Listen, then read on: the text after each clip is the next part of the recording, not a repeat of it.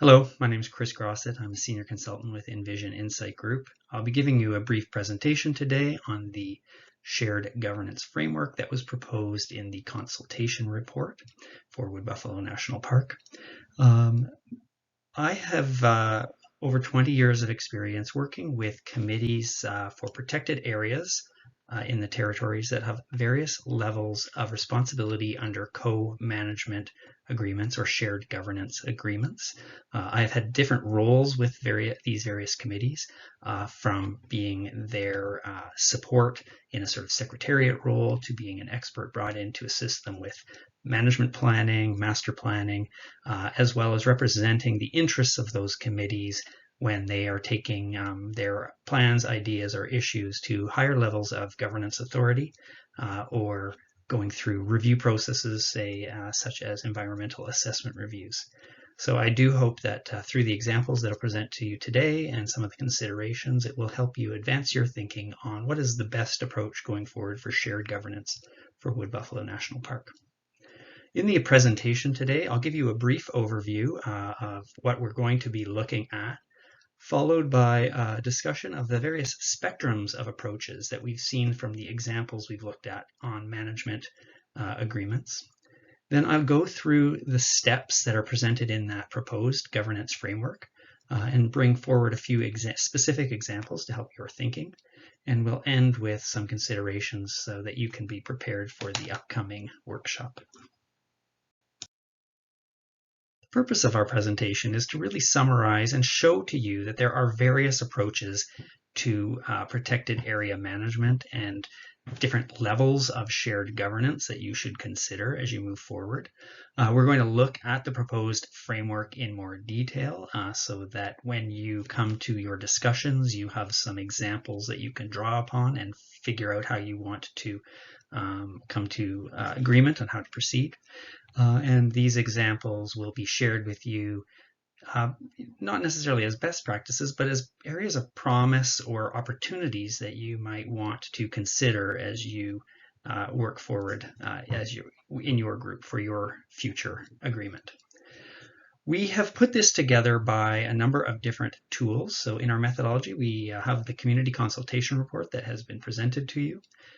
We also, I did a review of the 2016 Wood Buffalo National Park co-management terms of reference, and then I compared that to a number of national and international examples, and so did Alex Carr, and we've brought the sort of best of the best examples forward for your consideration in this presentation. On this slide, we're presenting to you the spectrum of approaches to management and agreements for shared governance and various types of protected areas. This spectrum was developed by us to really illustrate that there are a range of different approaches for doing these types of agreements, or different paradigms that are both either existing from the examples we're going to share or that are evolving as we see that there has been movement, particularly in the last 15 years, towards different and more inclusive shared governance approaches.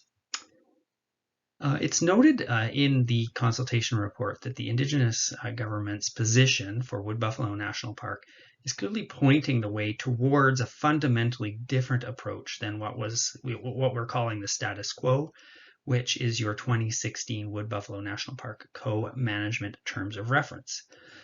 On the graphic, that is currently placed sort of in between what we're calling the first spectrum A and second spectrum B. Just let me explain. Spectrum A is where essentially Parks Canada is being the lead on management. So all of the authority for decision making and implementation is still resting with the Crown. And where Indigenous involvement occurs, it's generally done through an engagement or a consultation approach. When we move further along this shared governance spectrum, we're going into category B, where there is some form of a co-management agreement. The idea here is that the Indigenous government or group who has an interest in that protected area has a role in the management, and it's generally within a co-management agreement an advisory role. that means that the authority or the decision making is still resting with the Crown. So the Indigenous co-management approach is defined in the agreement with different levels of roles and responsibilities, but all within the bringing forward of advice to a minister who has the final authority to approve and move forward with what is recommended. The current model for Wood Buffalo National Park, or the 2016 agreement, seems to be falling somewhere between A and B, just based on the feedback that we heard through the consultation report. If you move further along this spectrum, you go into the category C, which is shared governance agreements. In this approach, the agreement that exists between both the Indigenous level of government or group and the Crown has defined the roles and responsibilities and decision-making as being shared. So there would be some type of a structure, a governance structure, that would define the various tasks that will be undertaken. And then when it comes time to decision-making, there is an appointed body, either a couple of individuals or a small committee, where both the Indigenous government representatives appointed and the Crown representative appointment, so a minister, would be making the approval jointly. And then if we go further along this spectrum, D, category D, is Indigenous governance, or Indigenous protected areas. These, there aren't really examples currently in Canada of an Indigenous protected area. There are some movements towards conservation areas that would be Indigenous protected areas.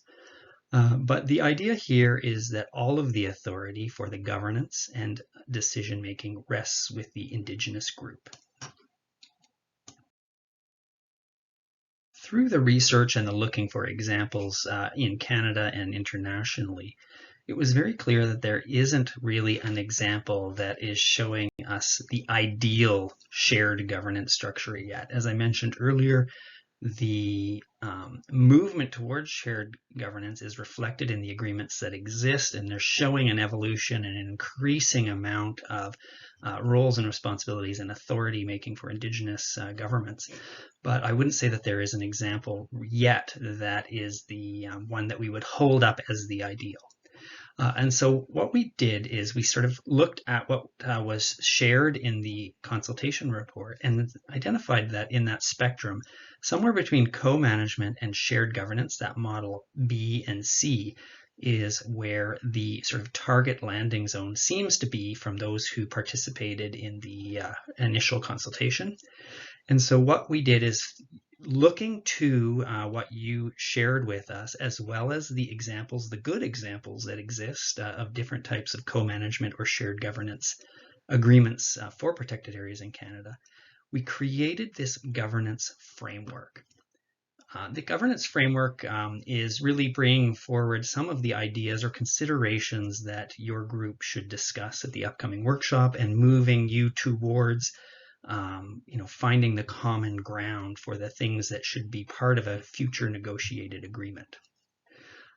For the presentation today, I've organized the shared governance framework under 4 key headings, and then there's sort of details that we'll go into and look at specific examples under each of those headings. So we'll begin with a discussion of the things that fall under the preamble. Then we'll go into looking at some of the areas that fall under structure of an agreement. We'll look at some process for agreements, and then finally how the implementation might work. I think that what you need to know is that as you're going through any of these frameworks, some of the things that fall into the preamble are just so critical because they drive really the thinking and the content that will go into the other areas of your agreement. So, finding that common ground for your vision and goals, and specifically the guiding principles, is going to be absolutely critical to having an overarching strategic approach or a pathway towards the shared government agreement that you want for the management of Wood Buffalo National Park in the future. I'm going to begin by really talking about this first section of considerations, the preamble. It's not necessarily called that in every agreement, but generally at the outset of all of the agreements and the examples we looked at, there was some description of the reason the agreement exists, and it talks about the parties that are part of that agreement. So this is sort of what the section is intended to do, and then it goes on in this type of section to describe either the vision and goals that are set by the parties through the agreement and the principles that will guide not only the actions of the parties, but the approach and the content that follows in the rest of the agreement. So this is a very important section. It really sets the groundwork or the stage, the foundation for every agreement, principle and action and task that comes after it. In the case of the discussion paper, the report from the consultations, it was clear that from the Wood Buffalo National Park Indigenous governments thinking about vision and goals, that there was a desire to move towards a shared vision, that there was a desire to have a new agreement that would support self-determination, that there would be meaningful and effective inclusion in park management in the future, that there would be effective shared governance structures and procedures established through this future agreement, that there would be shared management and how that is done, and the processes and the approaches are going to be discussed later. And then that reconciliation, redress, restitution of historical harms, and legacy impacts and reparations needed to be addressed. It's really critical that this is addressed in this agreement and by the government. So we were looking for examples, and the example that I want to bring forward for this sort of preamble and vision and goals, setting the stage, is from what started as being called the South Moresby Agreement in 1988 and then became the Guayhanas Agreement in 1993.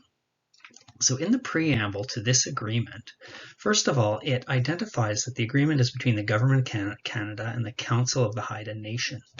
And what's interesting is in the initial outset of this agreement, it states where the site is, and then it goes on to say the parties maintain viewpoints regarding the archipelago that converge with respect to objectives concerning the care, protection, and enjoyment of the archipelago. But they also diverge with respect to the sovereignty, title, and ownership. And then it goes on in this section to talk about the Haida Nation's view of the archipelago from their point of view of sovereignty, title, and ownership, provides their perspective. And then in parallel to that, it provides the Government of Canada's perspective.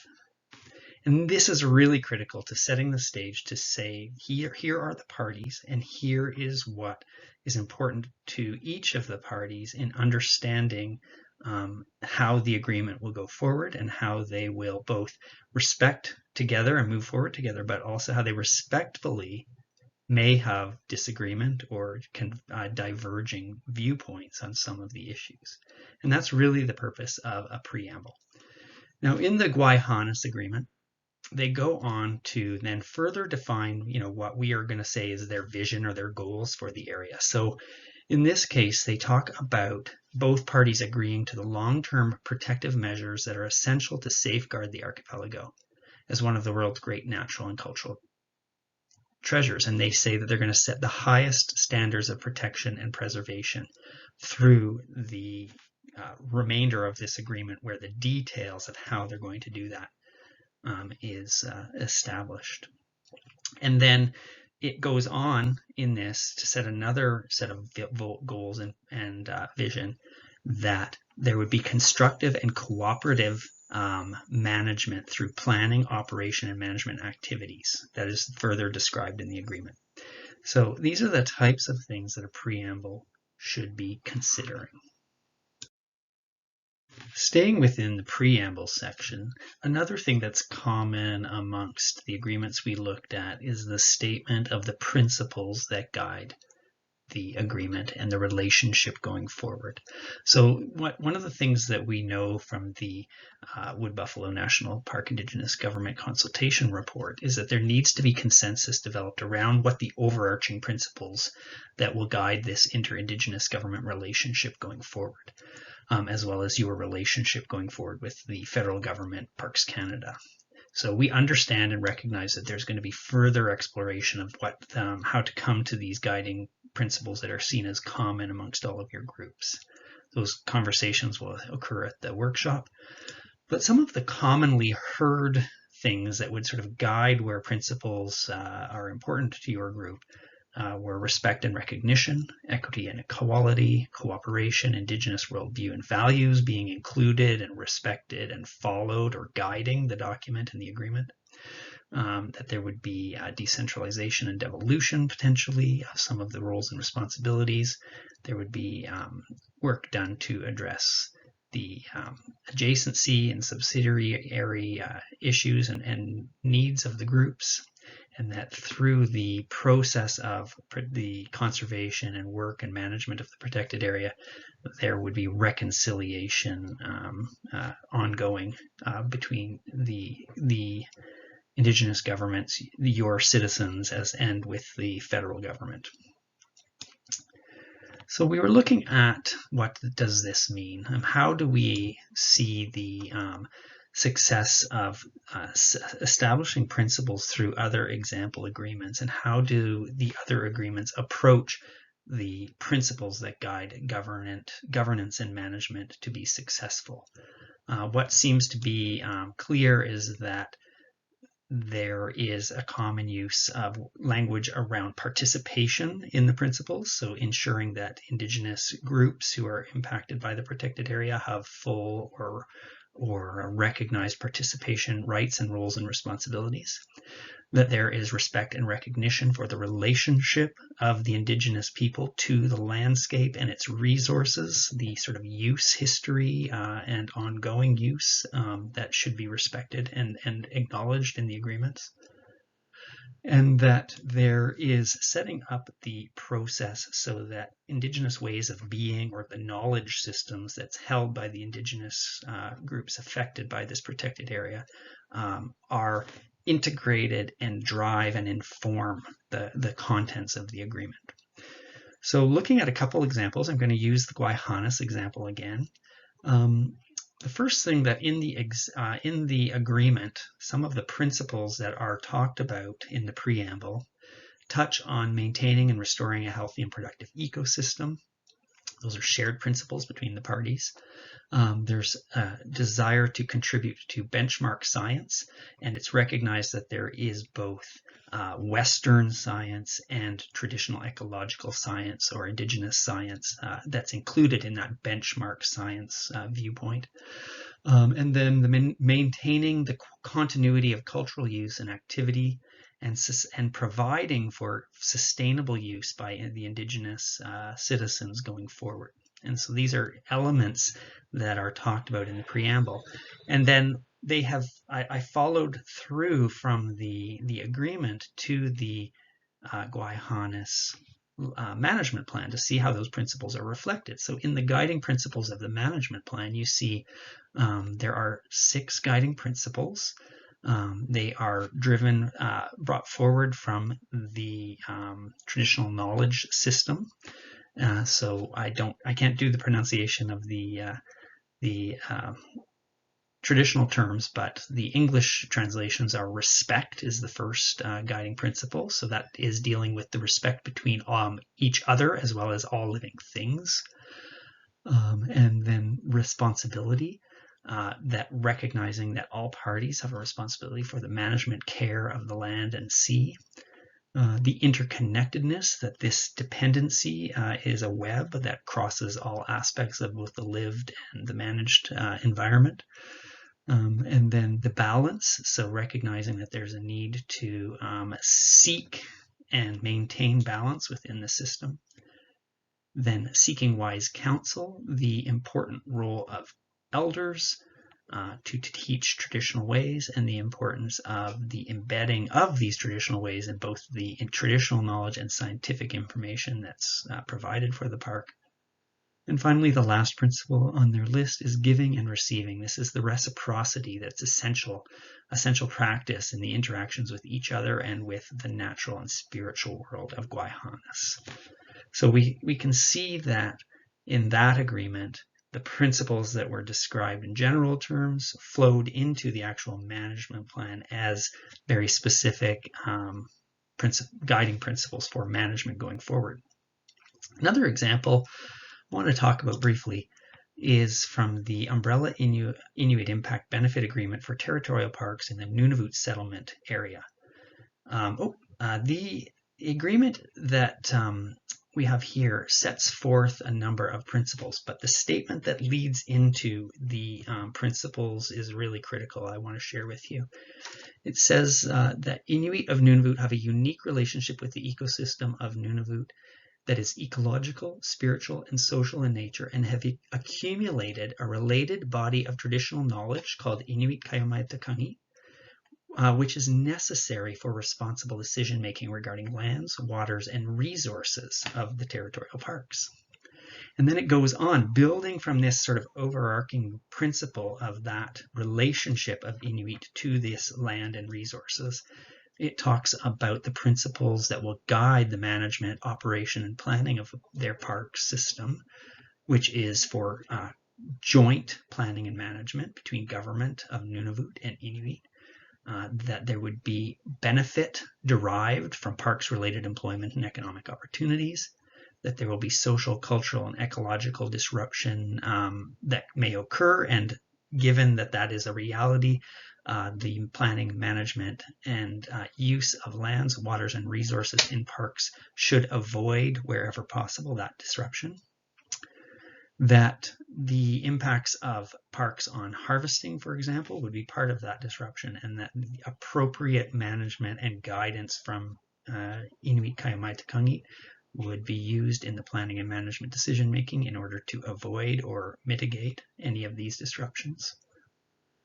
That the use of Inuktitut would be promoted and preserved, that the heritage, the cultural heritage, which is defined in this agreement, but I won't go into the full definition, is preserved and promoted, and that there should be capacity building and self-reliance developed through the implementation of this Inuit Impact Benefit Agreement. And so we're going to talk about that a little later in some of the other sections, and how does that actually fit into your thinking about developing your framework? How do you use this framework to increase and grow capacity for future generations?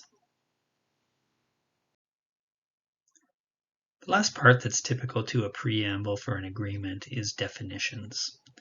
What I'll say is that across the examples we looked at, that definition sections existed in all of them. What shifted or changed across the examples was the level of detail that the definitions went into. Sometimes they simply described the parties in more detail, or they defined the area. So maybe there were various English versus indigenous naming that was defined.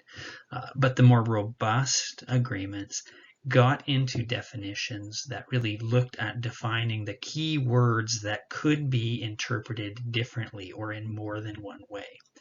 And so what's important about the function of a definitions section is that the more complex the area that you're working in, such as Wood Buffalo National Park and the number of parties that are involved, the more important having a place where a common or shared understanding of key words is provided. This limits the amount of difference of understanding or perspective on the meaning of words by providing this clear place where the definitions are given.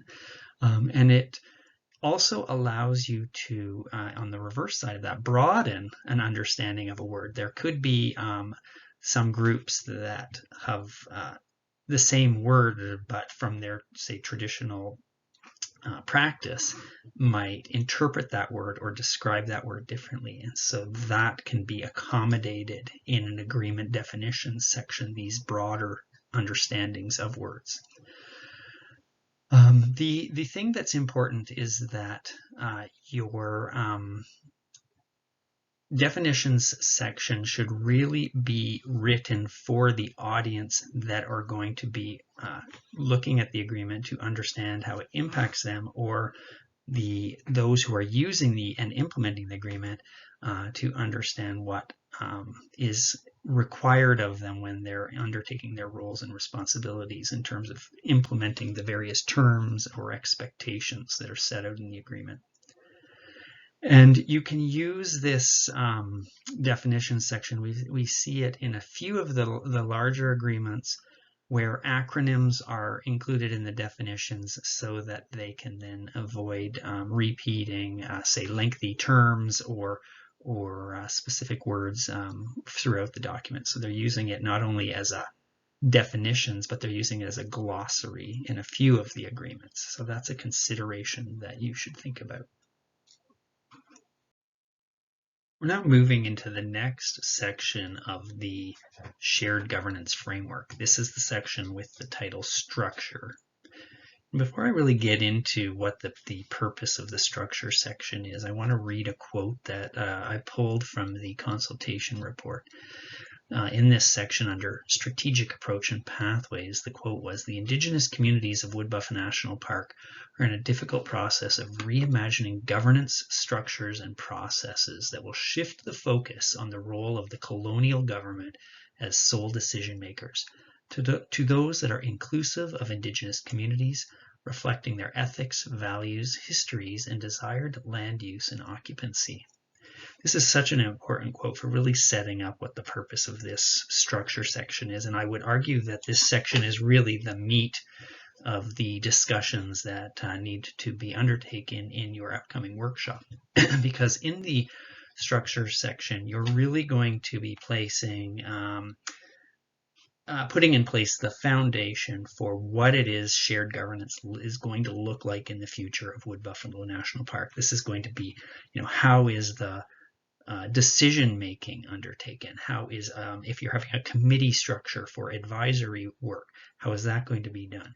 What are the mandates or the roles and responsibilities of those who are tasked in management of the park? This is all to be reflected in how you set your overarching structure in this section. So going back, as we sort of think about that, that's sort of the big picture, the big question that needs to be answered in your workshops. What is the Wood Buffalo National Park shared governance structure going to look like?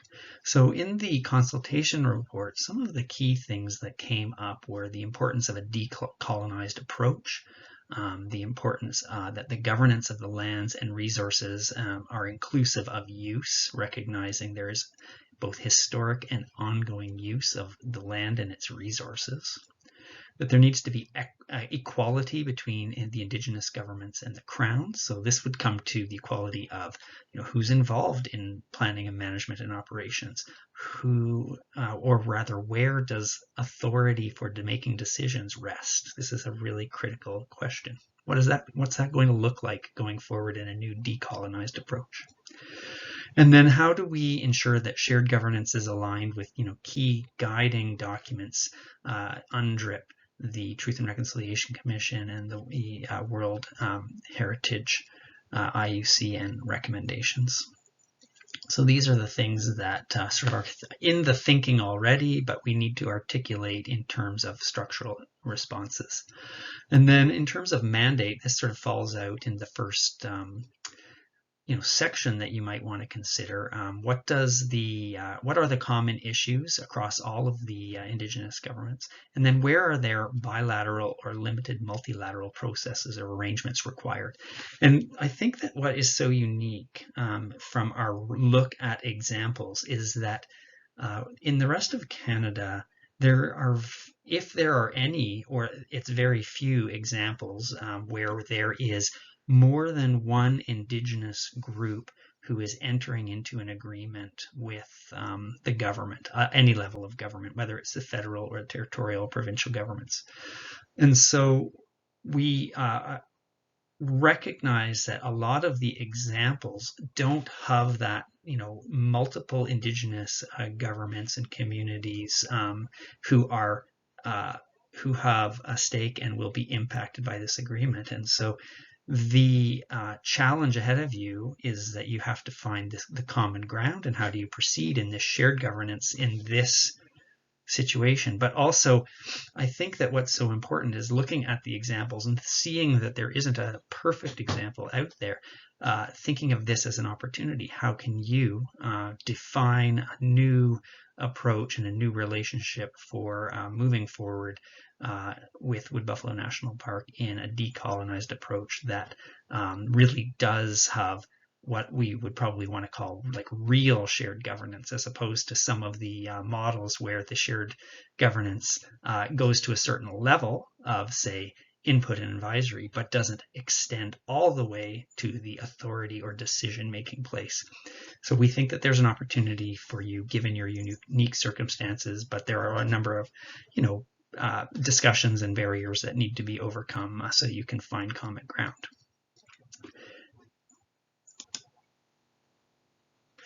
The examples that I'd like to look at I tried to pull the examples that had more than one Indigenous group or government involved.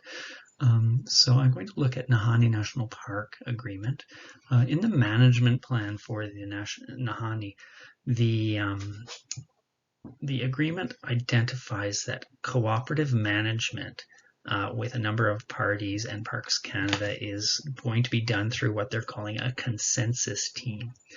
And so in this case, under the mandate, the agreement identifies the roles and responsibilities of that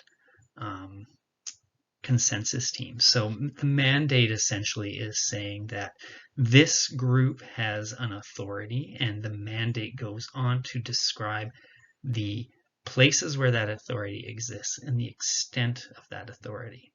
So in the case of the Nahanni consensus team, it talks about their responsibility for doing key strategic work, such as sharing stories, history, and the culture of Dene. That they're responsible for bringing this into visitor experience. They're also looking at the way that they're responsible for how to foster traditional and contemporary Dene knowledge in the management decisions. They have a responsibility to engage the Dene communities and members in stewardship of the park reserve. And they have an active role in maintaining the ecological integrity and addressing or mitigating emerging environmental challenges of the park.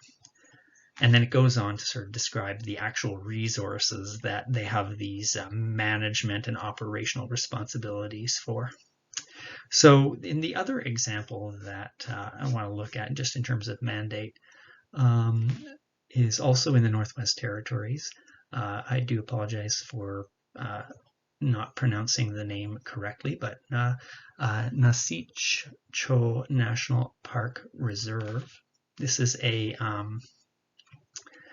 again, an area where there is a management committee structure in place between the Indigenous groups and the federal government.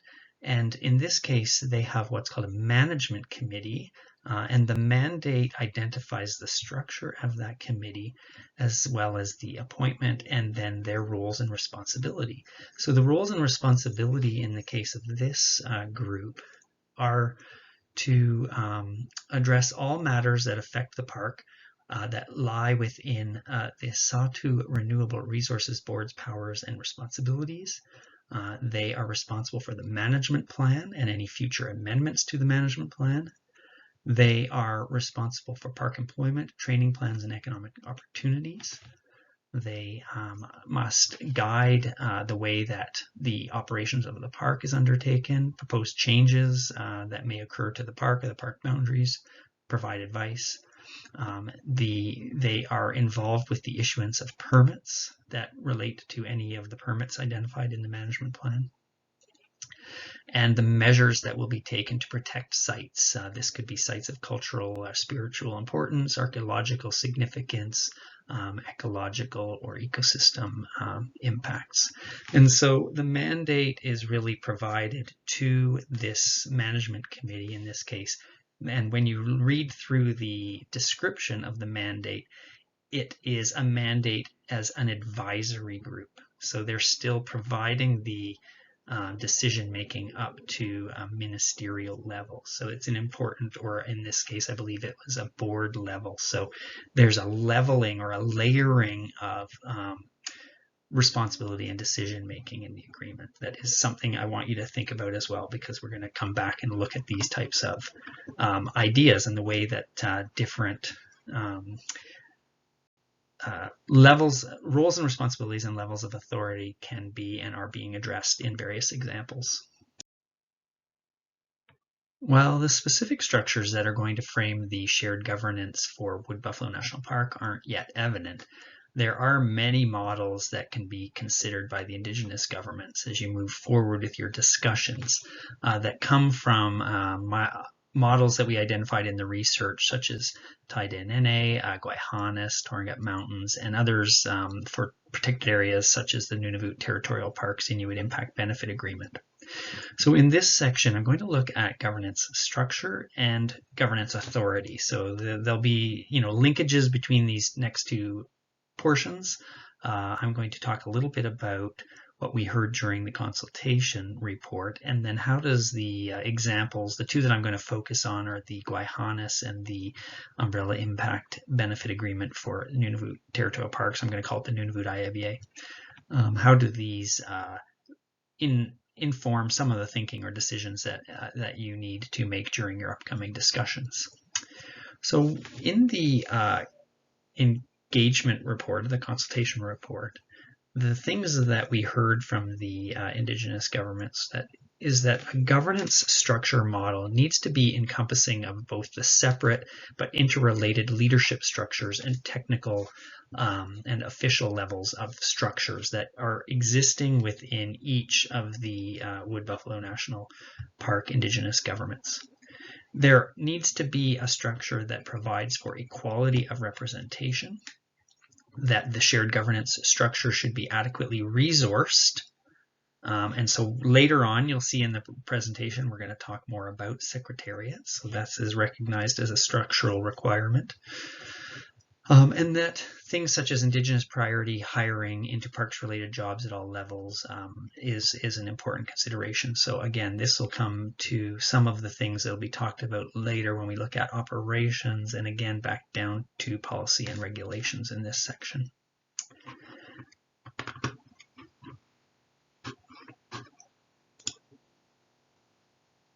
A governance structure helps to ensure that decision-making processes are structured, they're consistent, it's clear who has roles and responsibilities within those structures, that there is a focus within the overall activities, and that the objectives or the mandate are achieved through the implementation of the structure. It also ensures that there's transparency, so it's very clear who has responsibilities, where those responsibilities lie. And the way that you need to think about the governance structure for this agreement is that it should, in the agreement, provide the framework or the different bodies that will have a role within the group, define what their role is very clearly, and show that there is a progression of ways that things will move through the system. So for example, if there is planning work to be done, who is responsible for doing the planning, when that planning needs to be reviewed, who has the reviewing responsibilities, and then who has the ultimate approval of a plan, and then finally who is implementing that plan and then reporting on it. So there's got to be this clear identification of these roles, responsibilities as things move through the system in your agreement.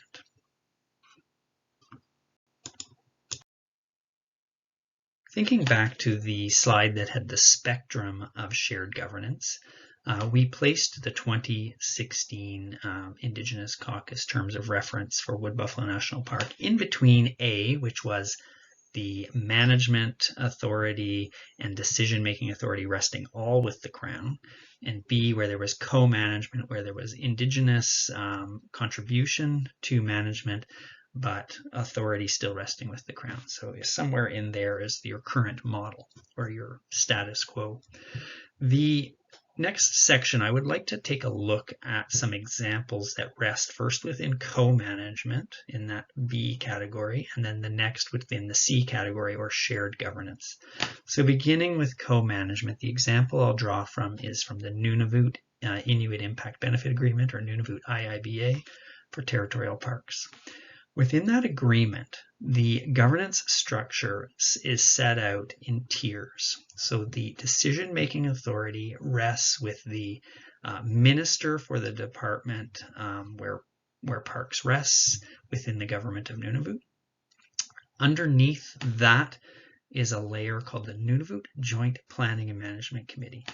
The mandate of that committee is that they are responsible for all issues, whether it's management, operational, anything that has to be implemented under the Nunavut agreement, the land claim, that affects all of the territorial parks. So they take the broadest viewpoint, the sort of common ground across all of the parks in the system. And so that's their responsibility and their view. They have additional responsibilities, which I'll come back to. And then the next tier down is that at regional levels or community levels, there are multiple what are called community joint planning and management committees. So the mandate of those committees within the structure is that they have specific geographic responsibilities within the boundaries of a territorial park or a heritage site or a place that's being proposed to become one of those in the future. So at the tier that is sort of regional or zone-based, this community joint planning management committee structure in Nunavut, that committee is an appointed committee of 6 members that has a defined set of roles and responsibilities, and their mandate is to do things such as park-specific or area-specific management plans, master plans, heritage appreciation planning, and they are responsible for ensuring that engagement or consultation occurs at the community level so that those people who are directly impacted by whatever is going on within the park in that area are involved. And they are also responsible for ensuring that local traditional knowledge is incorporated into the planning that they're doing and the decision making that they're recommending. Now, they're an advisory committee, so they don't have ultimate decision making. They prepare their plans and their decisions through a consensus model, and they bring their decisions up to that Nunavut committee. The Nunavut committee receives the plans and decisions from all of the community joint planning and management committees. They review all of that. Sometimes they provide feedback back down if there's an issue or a question that needs to be responded to. Sometimes they provide their approval and recommendations on that plan. But that Nunavut committee is also looking at things that cross all of the sort of common interests of the regional or community-based committees. So they're making policies, regulations, they're passing recommendations that will be applied and affect all. So they sort of take that broader approach to looking at the entire system, not just the regional components of the system. That Nunavut committee then also brings forward things such as they are responsible for the implementation of the budget and the work plan that flows down to each of the elements or the parts of the system at the community level. So they have that sort of broader level of responsibility. They are also making decisions, but also providing advice up to the minister. So the ultimate authority who signs off on any plans for approval is the minister. And within this approach, this tiered system approach, there are checks and balances in the process to try to avoid a situation where a recommendation would flow up to the minister and the minister wouldn't approve it or wouldn't agree with it. So there's a system that allows for, if there are questions that can flow back down, there's like a process set so that there is a flow of response between them. But ultimately, the system is set up through a consensus model trying to achieve unanimity amongst all of the participants so that by the time it reaches the minister, the approval is granted. The other example, moving now into the third part of the spectrum, the shared governance model, where an Indigenous government or Indigenous group and the Crown share the authority. They share both the responsibility and the authority for the management and the approval. The example I'm going to talk to is Guayhanas again. So in this case, the Archipelago Management Board is set up as the management and operational authority, the group that is responsible for the area. So they are an appointed board. There's a two-tier structure how the appointment to this board is done.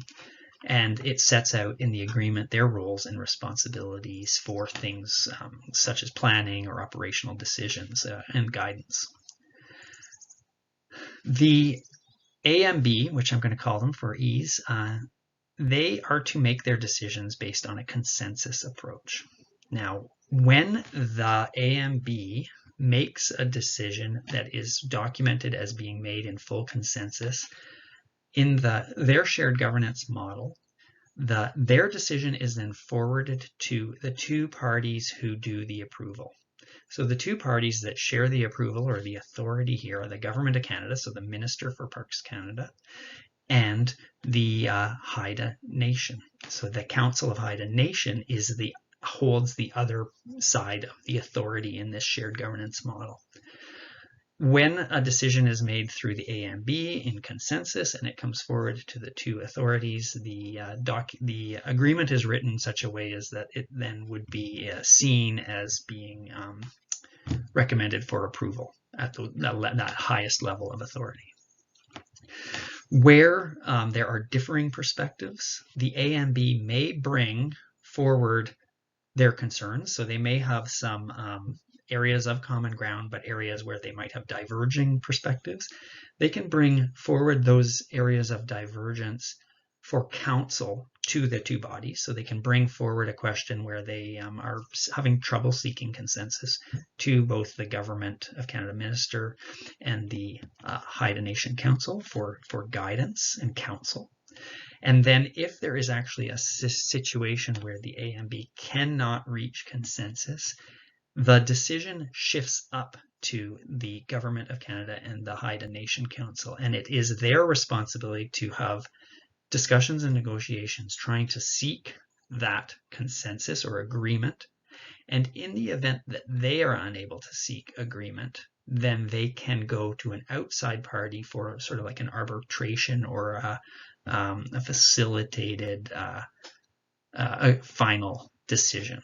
So that's sort of example. So you can see that there are opportunities for you to think about creating a structure for Wood Buffalo National Park that has modeling from both of those examples that could, address some of your needs moving forward.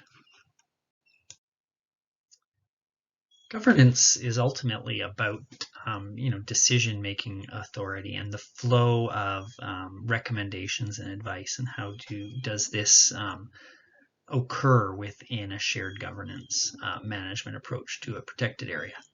So through the consultation report, what we heard was that the Indigenous governments recognize that decision-making needs to be founded upon and completely consistent with agreed upon principles. So you need to really work towards finding those commonly held principles that will guide. It comes back to what I said with the preamble, that the principles flow through the rest of the things that should be in your agreement. And that your principles should really then be embedded within the decision-making process. So this is sort of the process that I've just spoken through. You know, where is advice or recommendations coming from? Who's reviewing them? Who's approving them? Needs to be clearly defined. Is it based on a consensus model? And if it is based on a consensus model, that model needs to be defined and agreed upon, because consensus could be everyone in agreement, but it also could be a degree of agreement, that there could be areas where there are diverging perspectives, and consensus could be seen to be achieved if there could be places where we can agree to disagree, or we can agree to value and represent more than one perspective within the consensus decision.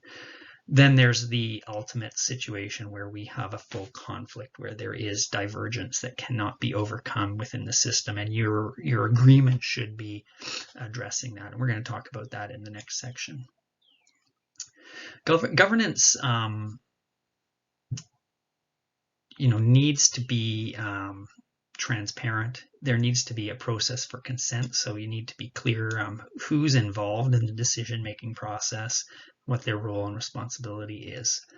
You're going to need some governance documents that go along with it. So that's further down the line, but once you have your governance process and your structure, things like being clear about conflict of interest, these types of shared responsibilities for all those who are involved need to also be defined. You also need to have a clear understanding of how you're going to have full and equal representation of all the Indigenous governments in this process. So this is where, coming back to the variety of governance structures that you could look at, could provide both those areas where there's bilateral issues or community or regional zone-based issues in the park that could be addressed at one level, and then looking at the entire system of Wood Buffalo National Park and having a committee or a decision-making authority that rests also at that level to address those areas of common interest. These are structural approaches to decision-making that could benefit and help you advance your priorities. And then you need to be thinking about things like the impacts on future generations. So when you're setting out the mandates, as we saw with the Guayhanas, they actually include within their principles thinking about stewardship and moving forward for future generations.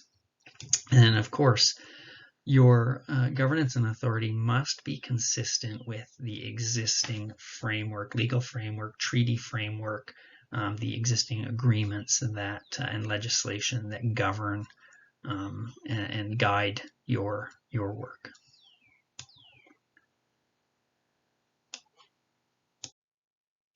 In the last section, I was talking a bit about how failure to reach consensus is addressed through the Guayhanas Agreement.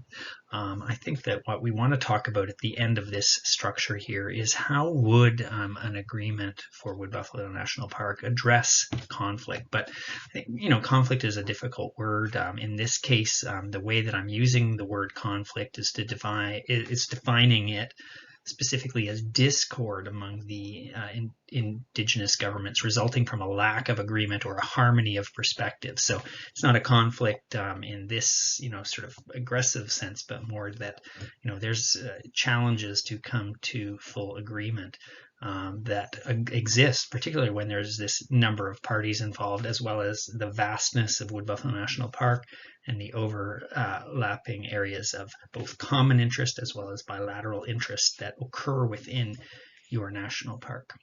So for this conversation or this discussion, we're really looking at how would your agreement need to advance the idea of a resolution process or a conflict avoidance process so that it's clearly defined what the methods and processes are to facilitate a resolution going forward. And regardless of whether you're falling within a co-management shared governance structure or a full real shared governance structure in the spectrum, having a definition is important. And we see in many of the agreements, not all of the agreements, but in many of the agreements, there is a section that addresses conflict resolution and processes for how these conflicts occur.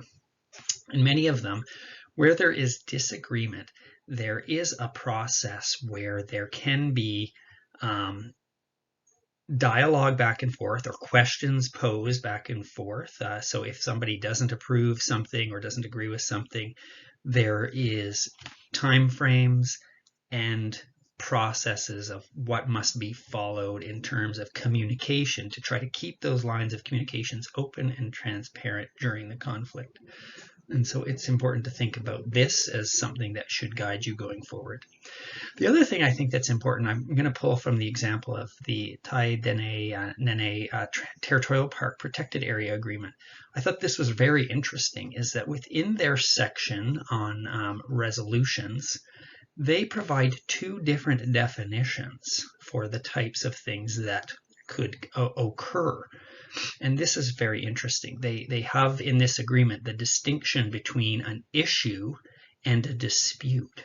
So the idea here is that a dispute is any sort of breach of the agreement. So it would be, that would be a very significant type of conflict where one of the parties breaches the content of the agreement.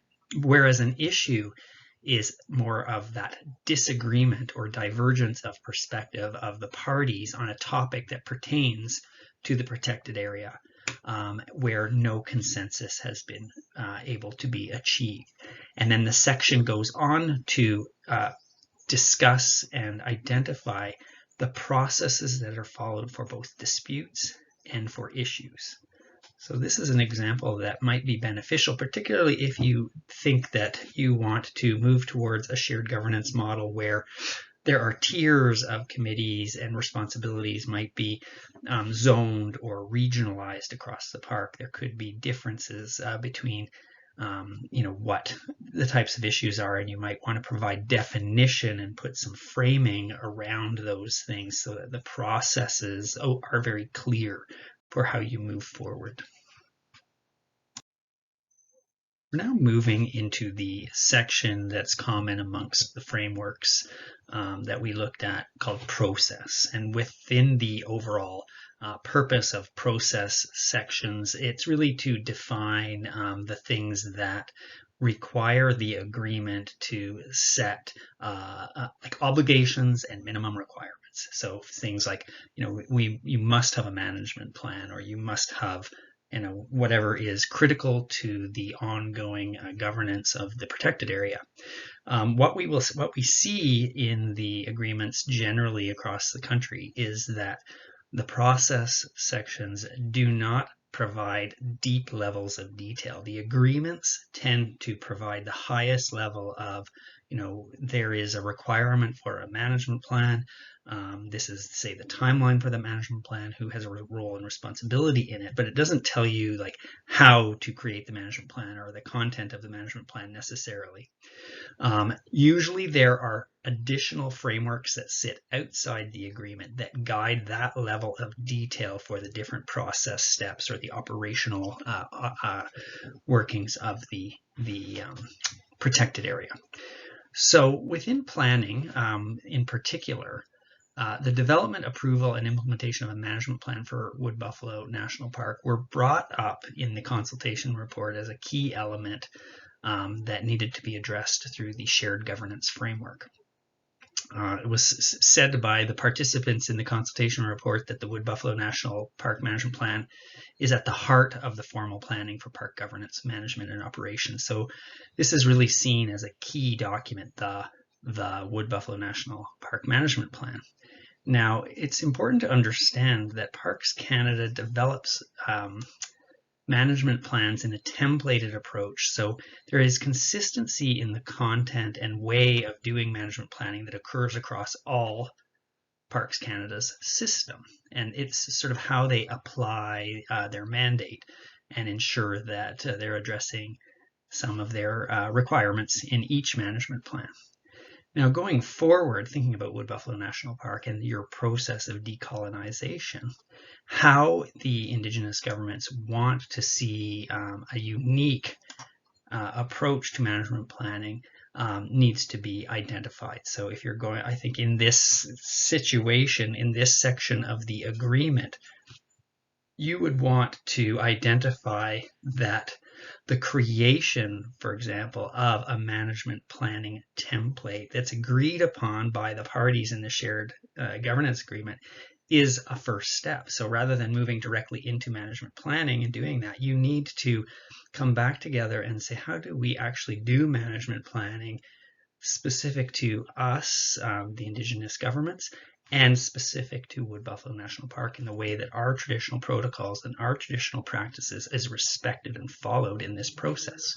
So I think that that's one of the things that you would want to think about. How do you articulate and discuss in the agreement? From there, you would then want to look at how does that get implemented. And so this would be where you would have to think about, going back to the governance structure, how do you actually do management planning for such a complex ecosystem, as well as for a park that has both common areas and areas that are unique to different Indigenous groups within the area. So there's sort of a level of complexity here that would need to be also addressed at that initial stage in the agreement. From the consultation, it seems clear that there needs to be further discussion on how to acknowledge and then set up that regional or zoned approach to looking at the park as a whole. So there's the elements of the park that are specific to one group or shared by multiple groups, and then there's the common areas of interest among all. And this conversation, or this sort of regionalizing or zoning aspect of the park, needs to be considered and identified going forward. What we, in the examples that I looked at, saw a number of different ways of looking at this and sort of thinking about that regionalization or zoning and how it would be both in the agreement but also flow down into operational and administrative planning and implementation of the park. So, for example, in the Waiguanis agreement, management planning is a responsibility of the Archipelago Management Board. And so what I did is I looked at the management plan that was created. It's from 2018, and it's very interesting because, first of all, it really sets out the context of the management planning approach, going back to some of those things that we talked about under the preamble, those principles, those mandates. And in their management plan, they acknowledge right at the beginning of their planning context that the plan that has been prepared occurs in a situation where there is agreement amongst the parties for how some of the areas within the park will be managed. And then there are ongoing legal actions underway by the Haida Nation seeking to have their rights acknowledged. And so that they acknowledge in this that there are other areas within the management that are evolving, and the relationship will evolve, and eventually the management plan will also be changed and evolve based on the outcomes of these legal disputes. And this is incredibly important to have acknowledged in this type of agreement, and it comes back to the importance of that first section of your agreement. So within their management plan, they use zones essentially to take a look at their area, and their management plan is inclusive of both the terrestrial area as well as the marine areas. So it lists in the planning context the extent. They have multiple different agreements that deal with the different like terrestrial and marine areas, and yet they're managing from their cultural view as an entire shared ecosystem. And then they're looking at the unique needs within that ecosystem and identifying, or the unique needs and uses and systems. And then they're saying, okay, this system or this need or this use should have a unique set of management principles that guide it, and they're creating them as zones. And I think that, what they do with their zones is they've actually applied their traditional knowledge to define how each of the zones is understood and how does that understanding or use carry forward into actions. So how does it move forward in the future to that operational and administrative consideration? I think for your exercise and your discussion, taking a look at the opportunity that does exist to sort of maybe create a new structure of looking at the park, its management from a sort of regional approach, the things that were talked about in the consultation, I think really does bring forward that opportunity for you to address both your common interests as well as your bilateral issues that need to be addressed in a future agreement. This thinking of zoning or regionality, whatever you would like to call it, is a critical way to move forward. The other thing I wanted to point out when I was looking at the consultation report findings is that you do talk about management plan. The management plan is a key guiding document, but there wasn't reference to other key documents that we see appear in other agreements. And so what I mean by this is that perhaps this is because the management plan for Wood Buffalo National Park has been the focus of some of your work with Parks Canada, and other operational or implementation pieces are specifically being done by Parks Canada and not involving your Indigenous caucus. I don't really know the background on that, but what we see in the other models of co-management or shared governance is that there is a range of park-specific key documents identified in the agreement. So we see in some agreements that the master planning, so that in the infrastructure component of the park, is identified in the agreement as a responsibility or a shared governance area or a committee role. Things like heritage planning, that could be either the conservation and protection of heritage or its interpretation and use, is seen as a distinct area of importance to flag. Other things that come up, particularly in a number of like the Torngat, I believe it was. The Torngat example looks at the economic components of a national park and how do those plans and agreements get guided or are taken on by the Indigenous government to ensure that benefit flows directly to their citizens. So I think it's important to allow yourself to discuss the other types of key guiding documents that are common amongst protected areas and national parks and see if they should also be identified at the highest level in your agreement.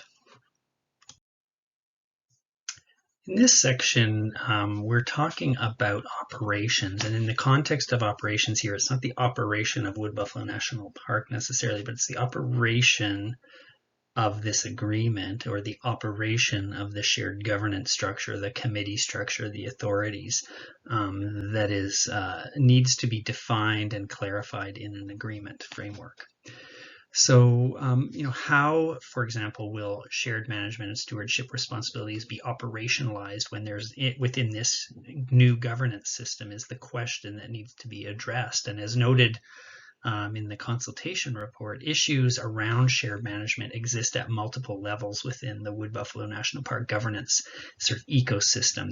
They range from the very broadest level, these common issues that cross through the whole park, down to the micro levels or those sort of regional community use area levels that are so important that need also to be addressed in the operational structure and system of the agreement. So thinking about how this is played out on the ground, or how do you implement this in the development of your agreement, what we heard through the discussion in the consultation report was that some definitions and description of the shared governance, the shared stewardship and management would be required, and that process would be grounded in traditional protocols. So establishing those protocols that will guide you going forward, that there needs to be some recognition that there's a regional approach to the way that the park is managed and governed, that there is got to be a process for Indigenous monitoring and reporting. We're going to talk a little bit more about that in detail when we come to a later section around accountability. And then cultural competency training among Parks Canada staff is critical, so that we're going to talk a little bit later about training and support for the committees or those who are, Indigenous governments participants involved. But on the flip side, Parks Canada, as you implement a new governance structure, a new shared governance structure, which is not necessarily part of their history, this way of being, they need to have a plan and make a commitment to also training and preparing their staff for cultural competency and the ability to work within the structure of this new operational approach. So these are really critical things to think about. Now, with your additional discussions, things that are common among other agreements that could be part of the discussion around the operationalization of the shared governance agreement is things like the requirements that will go forward for consultation and engagement. We see in some of the examples where the expectations for the that minimum expectation of consultation and engagement is described, and in most of them the Indigenous groups are setting the minimum higher than the government's duty to consult. So, this is something that you might wish to put some definition around. The other thing that's quite common amongst the agreements we looked at is that matters respecting Indigenous rights are defined. So in some cases, you see them defined in the preamble in the earlier section. In other cases, you see them as their own separate sort of article or section of the agreement, these Indigenous rights. And given the number of groups that are involved with Wood Buffalo National Park, it may, require further discussion. Where is the most appropriate place to put the description of those rights? And then how do you address evolving rights? I think, going forward, recognizing that there are some negotiating modern treaty and land claim activities going on. There is, depending on the timeframes of these different processes, there would be a need for that recognition of that changing environment around Indigenous rights to be included and addressed in an agreement going forward. And then finally, the thing that should be looked at here in this operations is how is this agreement reviewed? Not all of the agreements include clauses around this, but some of them have got this language. Sometimes the language is put around a time frame so that the agreement has it has a specific life period where it's in place until such time as it's renegotiated. And then others, it's kept more open-ended where it's in place, but there's a process where the parties, or either collectively or some of the parties, can seek renegotiation of the agreement, and so that has an operational impact on the overall structure here in the process. The IGs were very clear that there should be appropriate levels of resourcing and support for Indigenous parties' participation in a shared governance system and implementation of that system. But what was not really well defined in the consultation report is what that would look like at this time. So there's going to be some work needed to define this. There was general consensus, however, that the secretariat structure of some sort would be part of the overall structure or architecture of a shared governance regime.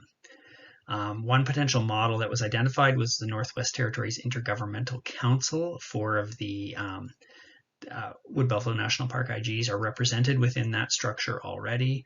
The Intergovernmental Council on Land and Resource Management of the NWT is established related to the Devolution Agreement of 2014, and it's enabling legislation that transferred authority over public lands, water, and resources to the territorial government. And so this is one of the groups that has a secretariat type of approach to support. So through that structure, the Indigenous governments in the Northwest Territories cooperate and work collaboratively on matters related to land and resource management across jurisdictions while maintaining their autonomy and authority of each of their own governments and fully respecting their Indigenous rights and interests.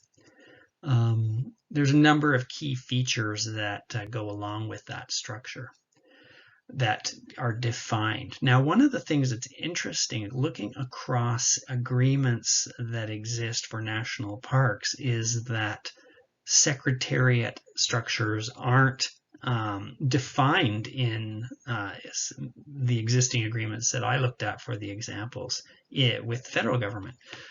We did see another example, though, with the Umbrella Impact Benefit Agreement for territorial parks in Nunavut, where there is an entire article in the agreement that defines the secretariat. It talks about the role of the secretariat. It talks about the specific funding that's provided to the secretariat, who it flows from, who it flows to. It talks about what the types of funding areas that, or how that funding can be applied, the different types of areas. And it talks about the reporting and monitoring responsibilities of a secretariat. So, there is a sort of a discussion, I think, that needs to be had amongst your groups. I think there's common interest in seeing a secretariat included in this shared governance, so it should be talked about in the agreement. The level of detail or the functioning of that secretariat, how it is actually operationalized and process oriented, that could or could not be in the agreement, and you could decide if it should be more negotiated to have the secretariat and ensure that there is funding provided by the federal government, and then after the agreement is in place, you define exactly where is the levels of authority lie with the secretariat, who manages it, where does the funding get managed. I think that given that the funding, assuming there is a secretariat established and then federal funds are transferred to the operation of that secretariat, there would be a need for clear definition of the fiduciary responsibilities of a secretariat. And so there would be clear transparency amongst the Indigenous governments. The operation would be understood and shared by all, that secretariat is operating in the common interest of all of the Indigenous governments in their function, and that there is some level of reporting and monitoring that's occurring so that it's operating outside of any potential conflict of interest as a secretariat. So these are considerations and discussions that need to be ongoing.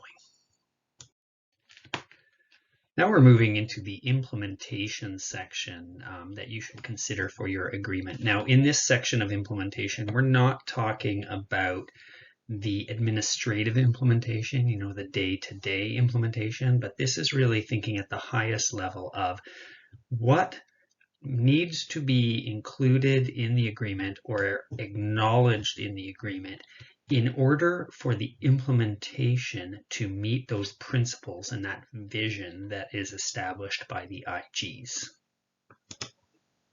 The Crown Agreement should provide for the collaboration with the Indigenous governments that is supportive of the way that Indigenous land use is to be done under your principles. So whether it's land use planning, collaborative approaches to land use planning within the park and within the areas that surround the park and impact on it, as well as collaborative planning models around the use and particularly Indigenous use of the park.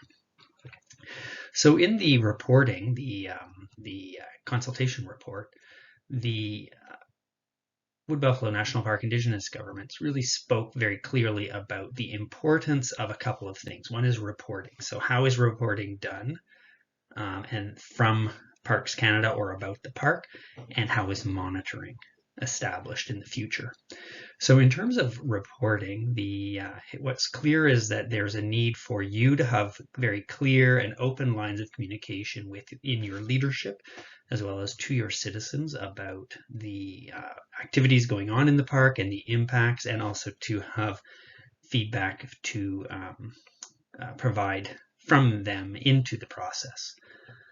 then also, how is the Parks Canada doing their own reporting to government and Parliament? And so I think what's important here to think about in reporting is that what we see in the examples and the models is that generally some level of protocol is established. So what is the reporting protocol that should be applied, whether it's it can be inclusive of things like the way that engagement and consultation is done, the way that reports are provided, the timelines that are necessary for appropriate reporting and response times. These types of things can be captured in a protocol document, and the examples wouldn't necessarily have the full details of that protocol in the agreement, but what we see is that they either mention the need for a protocol that will be developed through the decision-making group in shared governance in the future, and sometimes there's a timeline set for that type of development. We see that in the Nahanni National Park Reserve Management Plan, where they actually provide themselves a deadline of 10 years to come up with this shared governance protocol that will address things like monitoring and reporting. And in monitoring, we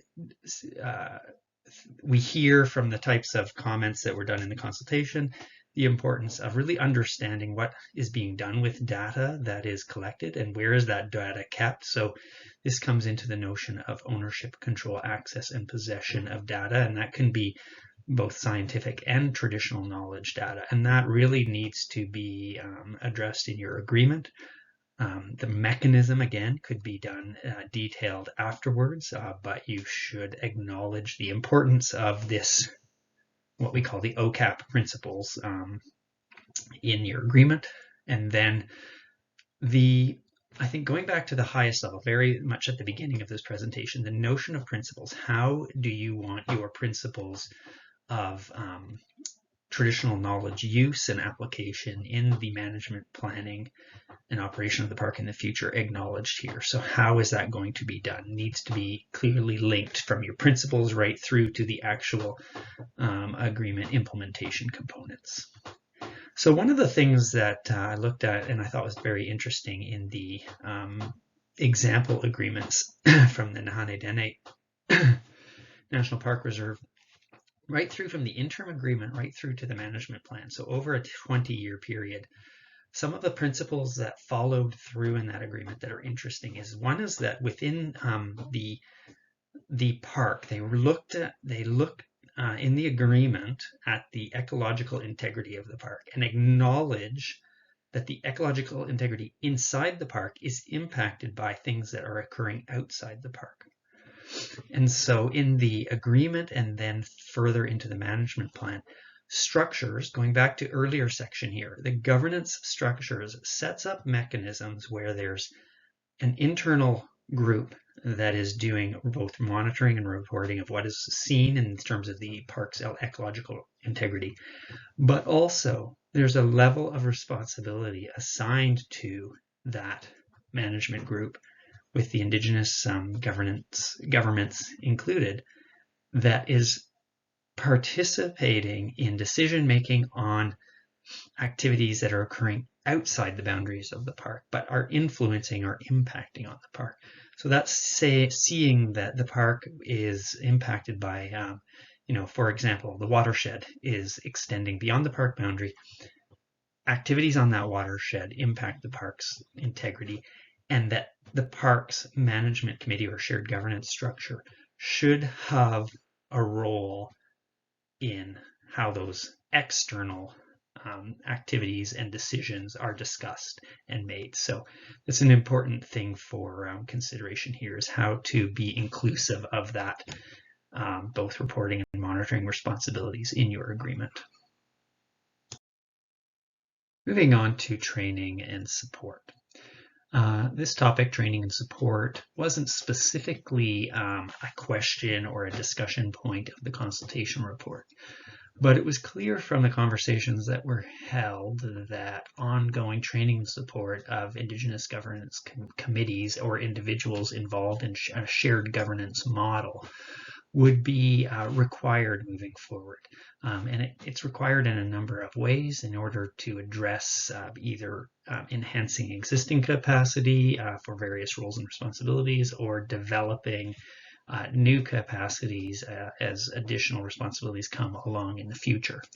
The types of examples that would come forward in, a thinking around an agreement that formalized ongoing training and support of the committees, for example, would look at what is required of a training program and materials for any committee within a shared governance structure. So we see in examples of other agreements that in the agreement it mentions that some type of committee training program will be established.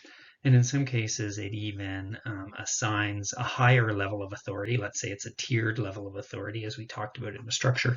It says the higher level of authority will establish the framework or the materials for that training, and then the delivery of that training is provided to all committee members and all persons involved in the shared governance model. So we can see that as one way of acknowledging this important role of capacity development in the agreement. Other things that we see is the use and development of guardian programs. So often the mention of the establishment of a guardian program is provided, and who will be actually overseeing and managing that guardian program would be identified in the agreement, with the details sorted afterwards. But the purpose of guardians would really need to be part of your principles. What is the actual purpose of guardianship? So in the case of guardians, it is to provide this opportunity for traditional knowledge holders to have direct impact in the monitoring, in the management, and in the actions that are taken in the protected area. We also see that there are some agreements that acknowledge that there are many types of knowledge, so both traditional knowledge and scientific knowledge. And you see in agreements where the acknowledgement of those and the advancement of both types of knowledge is part of the agreement. That is, an objective is to both enhance and increase the scientific knowledge database, but also bring decision-making through a traditional knowledge approach. And so defining that as both your principle and then some of the implementation pieces of how you will continue to support that work. We see that again, going back to the earlier example of the Nahan National Park Reserve Management Plan. It has one of its strategic actions as the development of this traditional knowledge and scientific knowledge framework for ecological integrity monitoring. And then the final thing that we see is secretariat. So most of the agreements mention a secretariat, but what's interesting across a number of agreements that were looked at is that the form and the function of the secretariat varies. So in some agreements, we see very much a mention of a secretariat, and then not a lot of description of who manages and oversees that secretariat. Others, you see details of where the funding is coming from for the secretariat, who the secretariat is responsible to in terms of its operations. So sometimes the operation of the secretariat is within Parks Canada, and sometimes it's external to Parks Canada or to the government level, and it's more of operates as an independent secretariat. What is generally defined in secretariat sections of agreements is what is the roles and responsibilities of a secretariat, recognizing that it could be seen as an administrative body. It could also be seen as a slightly more robust training, support, and management body as well, to do this sort of communication piece between both the levels of committees who are involved in the structure and externally between the committees and, say, Government of Canada or citizens of the Indigenous governments. So the level of sort of the robustness of the Secretariat should be discussed as you're negotiating the agreement. and then decide, sort of the structural elements of that secretariat. And the funding obviously should be assigned. Generally, the funding is provided by the Crown for a secretariat for a national park. During our review of the examples and literature on shared governance in the national context, where Indigenous people and their governments are directly involved in the management and decision making of the protected area with government or the Crown, we see that a common or a key feature of the various agreements is that there is a set of political and legal mechanisms that sort of underpin the overall arrangement or agreement.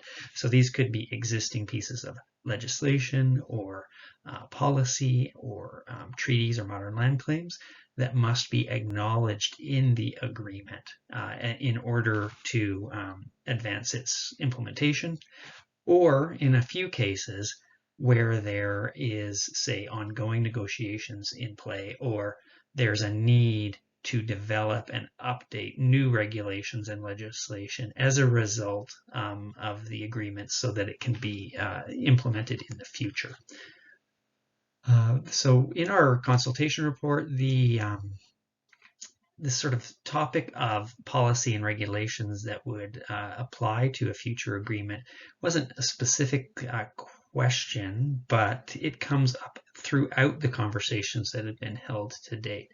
So some of the observations, for example, that there are existing treaties and there are land claim negotiations underway that affect Wood Buffalo National Park that really will establish the foundation for a shared governance model for Wood Buffalo National Park into the future. That treaty land entitlement agreements are also a key factor that will need to be addressed as foundational to a future agreement. And that as future advancements occur in other land claims and modern treaty agreements, though there needs to be a provision within whatever agreement is made now so that those future agreements and treaties may be brought within an existing Wood Buffalo National Park shared governance structure. The example that I think, I'll draw on an example that's important to think about here is that going back again to the Guayhanas agreement. In that agreement, it acknowledges the existing treaties and agreements, and then it talks about as they move forward from their agreement through into their management plan, the actual way that these have to be revisited in terms of the creation of new regulation and policy. And I think that that's a really important sort of model to see that sometimes there's going to be an evolution of the relationship going forward, and that the agreement can provide or make provision for that change over time. The other thing that was very critical and key from the consultation report that comes through is the importance of a decolonized approach, and also the process of reconciliation must be part of a future agreement for Wood Buffalo National Park.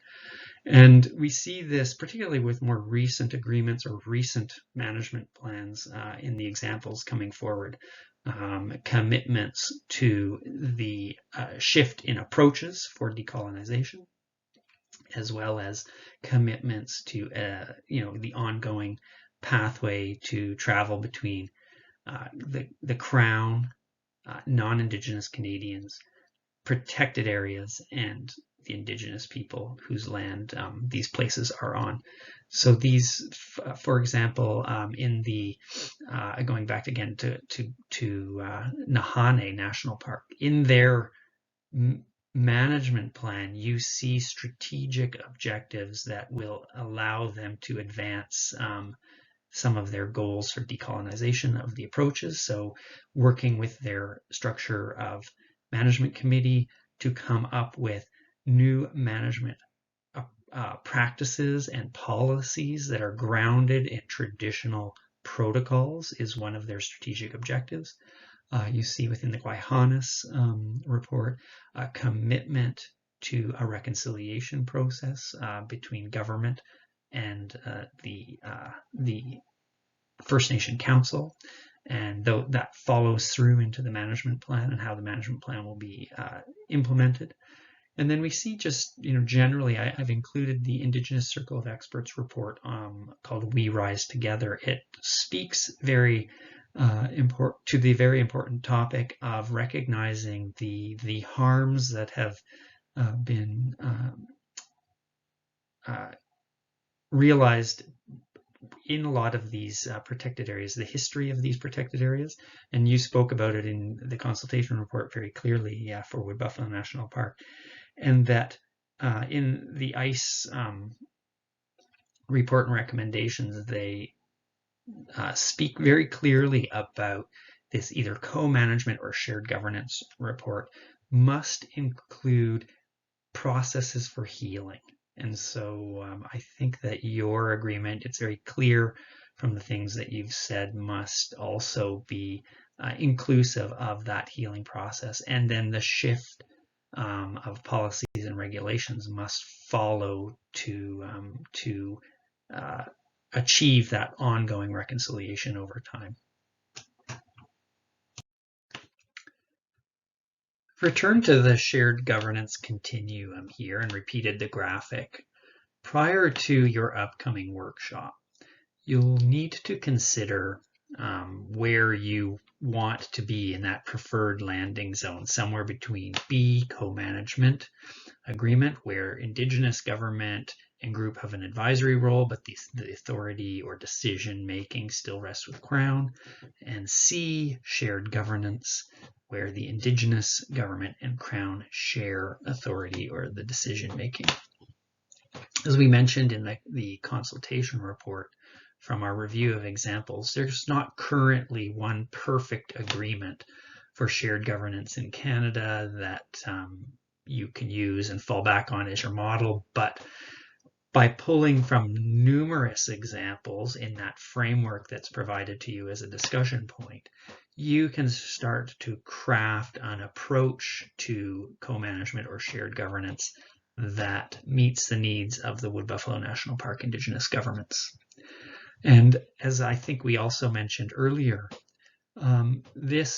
the fact that in Canada we see a progression of the protected area agreements over time to be more inclusive of co-management and moving towards more shared governance approaches, I think that you should seize that as an opportunity to determine what the Wood Buffalo National Park Indigenous governments want to and could negotiate on in a future agreement in order to achieve what is best for your citizens and for the park and the landscape and waters itself, as well as you have this opportunity to set the new precedents for what protected area shared governance will look like for Wood Buffalo National Park, setting that new pathway forward for your future.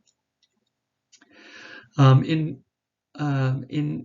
the process as you go forward, coming together to that shared or common vision and those common guiding principles is the key first step that will then guide your development or your negotiation on the overarching strategic approach for shared governance or that new management regime that you want to establish for Wood Buffalo National Park.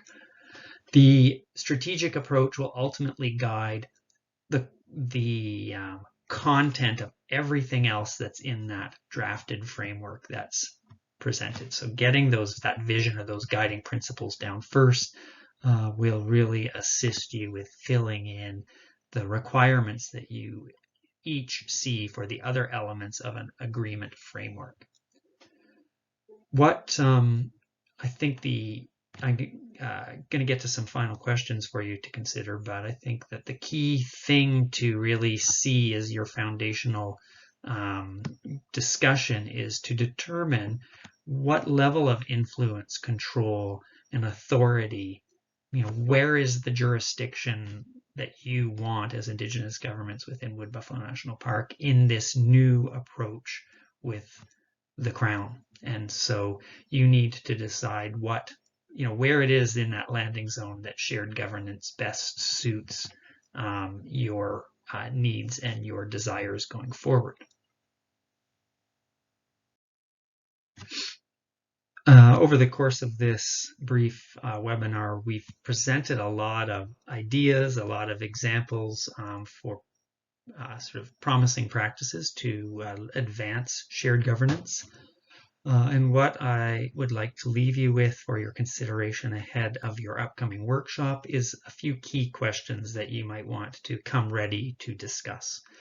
So first is, think about these principles. What are the shared principles for this new co-management or shared governance approach? What decision-making levels of authority are best suited to advance those principles? So looking at those models that we provided that are co-management or shared governance, and then within some of those, there's, as I talked about earlier, tiers, so many different types of committee structures that are possible to achieve your principles. So you can take a look at those sort of various structures and think about creating a structure that will work well for Wood Buffalo National Park.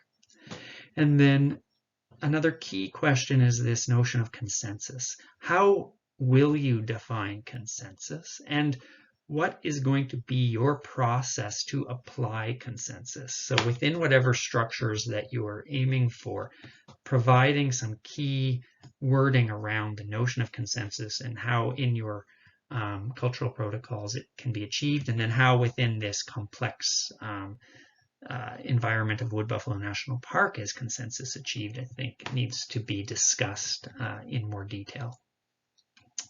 And then the last thing to consider, what elements of the framework must be in a future agreement? So we've drafted this framework for your consideration, going through it, taking a look at what each element can provide, determine what you would like to see in there.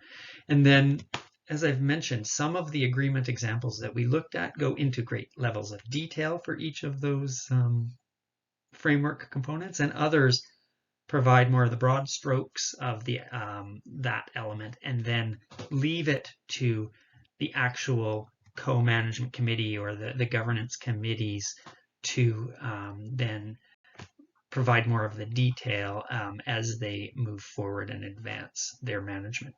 So these are things for your consideration ahead of the workshop. Thank you very much for your time.